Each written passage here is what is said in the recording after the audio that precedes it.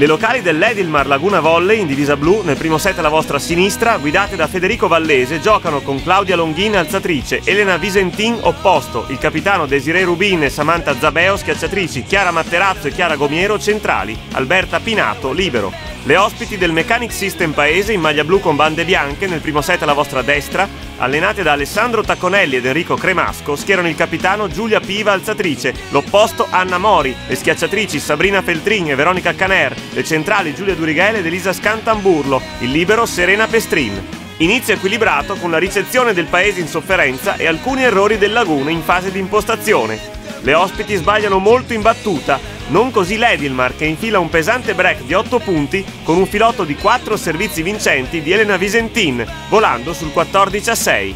Un blackout in ricezione e un paio di infrazioni in palleggio del Laguna avvicinano il paese a -3 sul 16-13, ma la Zabeo riaccende l'attacco veneziano. Per contro, le trevigiane lasciano cadere palloni innocui, agevolando così la fuga dell'Edilmar che piazza un ace con la Zabeo, un micidiale contrattacco della Visentin e un muro vincente della Matterazzo, chiudendo agevolmente il primo set sul 25-16 con un altro ace dell'ottima Visentin.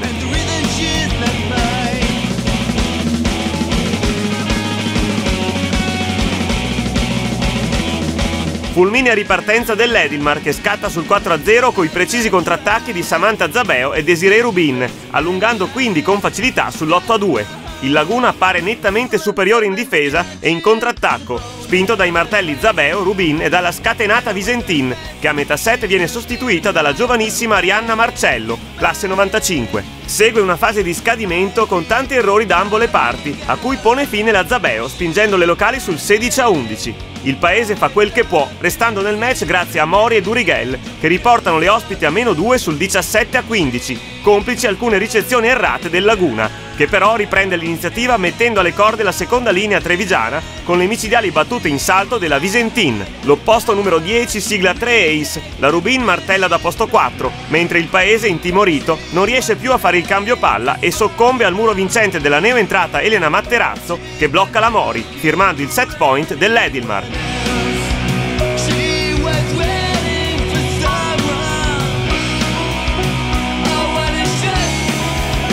Nel Laguna Elena Matterazzo è confermata al posto della centrale Chiara Matterazzo, mentre mister Tacconelli ripropone il cambio attuato nel secondo set con l'alzatrice Anna Lafisca subentrante a Giulia Piva. Le locali mantengono il controllo del gioco passando con regolarità da posto 4 con la mancina Rubin e con la Zabeo, che sopperiscono egregiamente all'assenza dell'esperta Coccato, infortunata alla caviglia. Sul 5-4 l'Edilmar alza il ritmo, difende e contrattacca appunto con Rubin e Zabeo, che eludono il muro avversario spingendo le veneziane sul 10-5. Nel paese si avverte chiaramente la mancanza dell'opposto titolare Filippetto.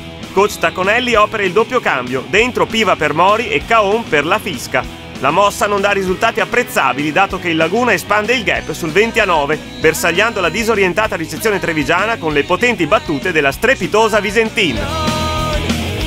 A senso unico il finale, scandito dagli attacchi vincenti di Rubin e Zabeo. Il paese cede uscendo dal match con l'errore della Scantamburlo che consegna all'Edilmar il punto del 25-13 e la vittoria.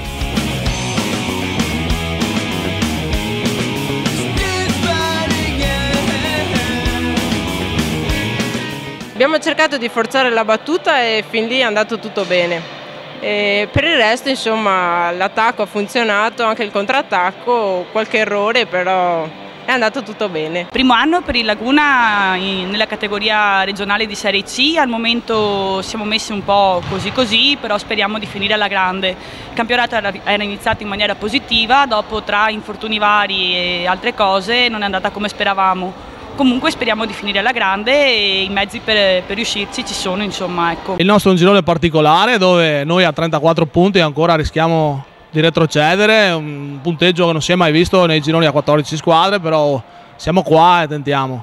La partita questa sera è andata molto bene, soprattutto nel servizio, dove è fondamentale che lavoriamo molto, abbiamo lavorato molto da quando sono arrivato io e questo sta facendo bene.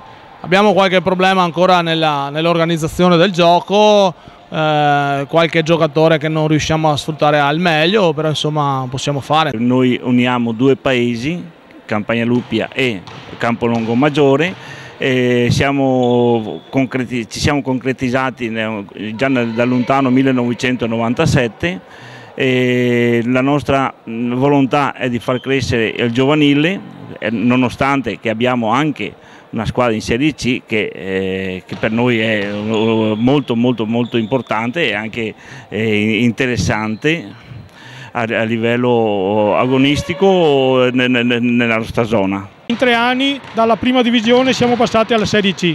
Quest'anno paghiamo un po' di inesperienza di categoria e un po' per i vari infortuni che abbiamo avuto, però contiamo molto nel mantenere questa categoria. Noi siamo un'azienda che opera nel campo medicale e sosteniamo con entusiasmo questa associazione per i suoi meriti sportivi, perché crediamo nella coesione sociale, nella crescita civile, non stare insieme sia con lo sport sia un buon abbinamento.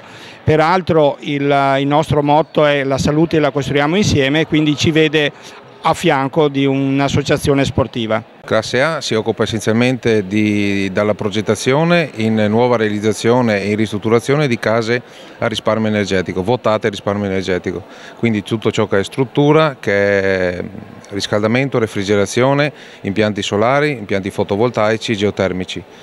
L'azienda, diciamo, nasce appunto proprio per questo tipo di ragione, per questo tipo di soluzione. Siamo qui con Laguna Volley perché prima di tutto come azienda crediamo nei giovani, crediamo nello sport essenzialmente e nel fatto che comunque una società sportiva come Laguna Volley possa essere una società che cresce e fa crescere anche le aziende che sono a fianco a loro.